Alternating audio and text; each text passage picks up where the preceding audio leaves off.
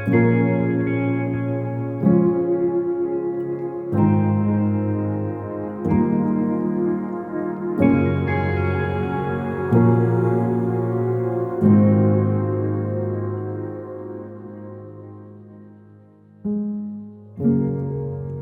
lost my husband pretty early in life. He's not with us since more than 14 years.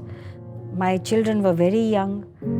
Therefore, the whole dilemma that whether I should be working very hard and providing everything for themselves, or I should be there with them as a mother, and that continuous struggle of any working mother, that was, I think, much more manifested in my life because of suddenly being a single parent.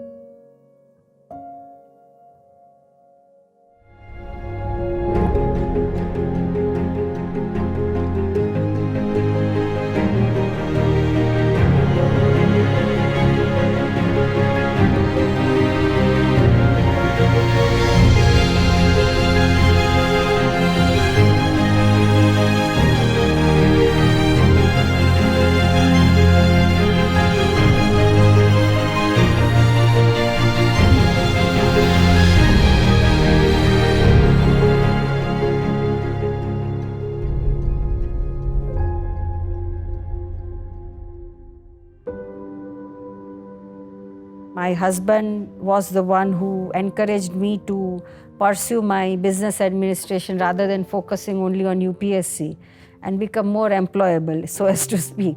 He was also a struggling professional, and initial days we used to stay in rented premises. From rented premises, the struggle for newly married and about to start your life kind of a couple to acquire a new property, there was a huge challenge. My husband Savio and our last trip together to Daman and Diu. We were visiting some of his family members over there along with our children. This is April of 2007, in fact. And in May 2007, he passed away. With him passing away, there was a huge vacuum in our family, in my life, in my personal life. And he was something which we all looked up to. But the fact that this property, which we both built together, there itself there was a huge challenge. First of all, cooperative societies decided to challenge it, whether I own that property or not. And I had to prove that I am a co-owner. We had taken a loan or a mortgage loan together. Interestingly, some of his family members wanted to have a claim on that property as well.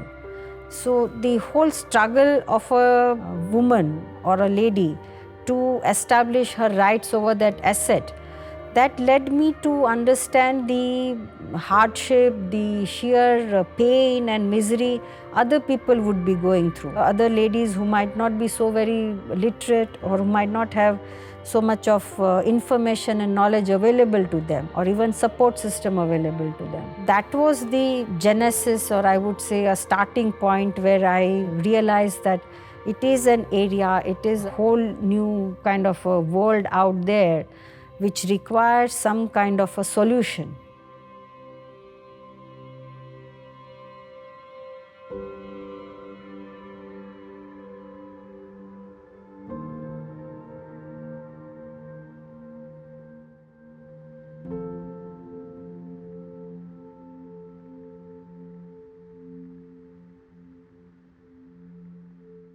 When my father joined judiciary, he got transferred practically every 2 to 3 years.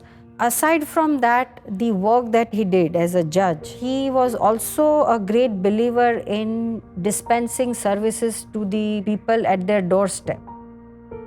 The struggle of women to be identified as someone who is gainfully employed, as someone who is contributing to the household economy, as a worker, that struggle of a woman was something which I understood, and it got deeply ingrained in me.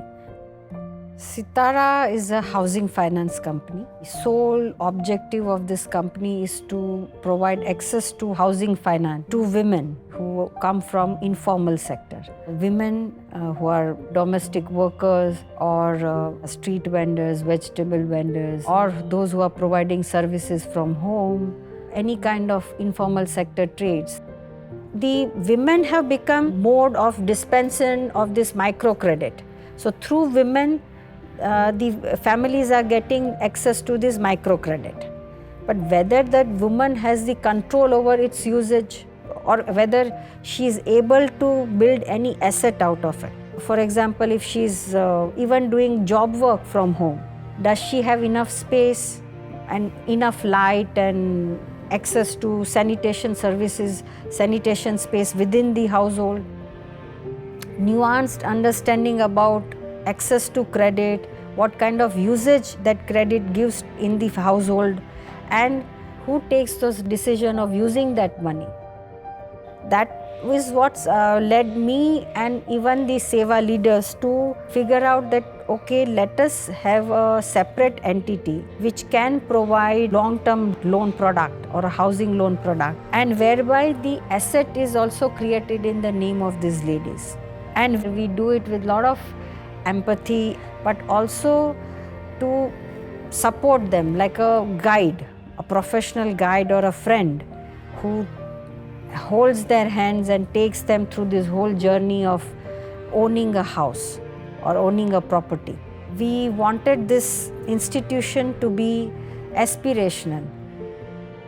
We want to provide homes to as many women as is possible and help them achieve their dream of owning a house. And vision is to help them do this in a more sustainable and dignified way.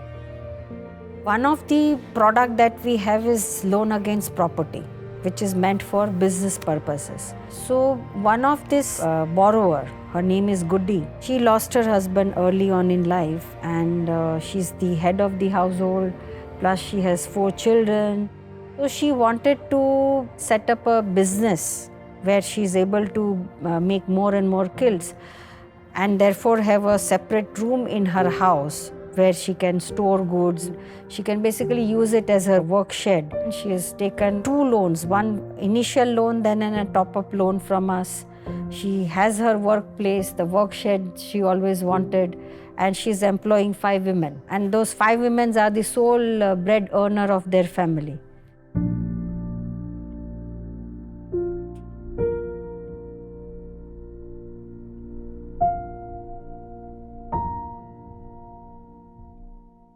The next $500 million would be to have an outreach to people who are not yet using technology or do not have the access to right kind of technology, so that they are able to go about their regular jobs or regular work. Over last so many years, the target segment, the women that we are talking about, actually do not have access to smartphones. So this whole digital literacy piece is something which I would say should become a fulcrum of this next $500 million. And in what manner can we provide access to not only women but to this whole set of population.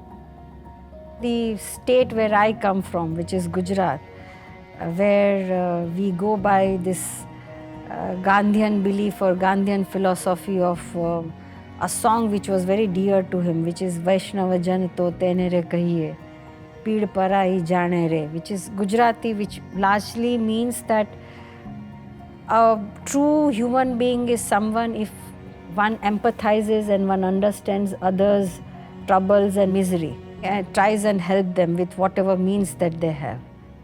That is what I have led my life with.